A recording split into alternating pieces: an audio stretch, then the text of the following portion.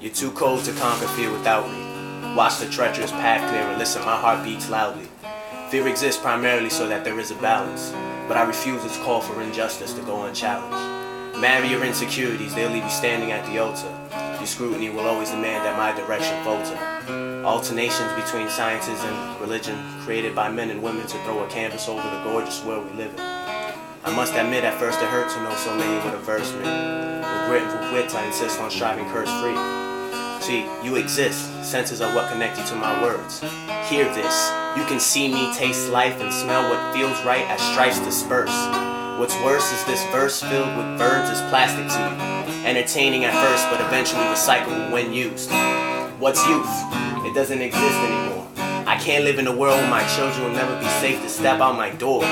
Wars held by strong young men caused by cowards. We send off our children to conquer every country but ours. The hourglass of our lives spent on buying material things. The ends justify the means, but what does the ends promises bring?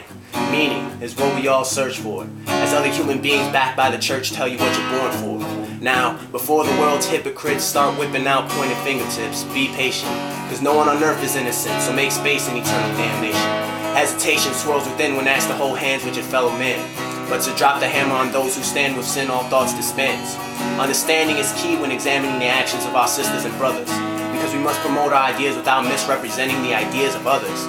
Under our atmosphere lurks no demons or angels, but humans, capable of artistic creation and verse devastation in Antarctic ruins. And suing you now may on all levels appear related to villainy, simply because many allow their narcissistic nature to hide their divinity. Unity is not a word that can be overrated or mixed with cliches, based on the amount of presence it holds in your day.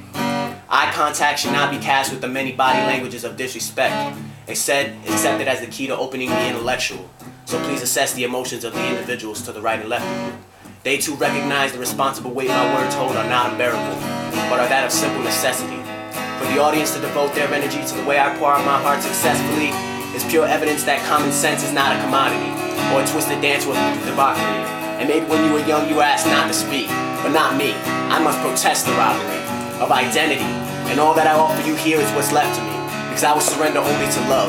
It is a friend to me, and its gift is change in all things.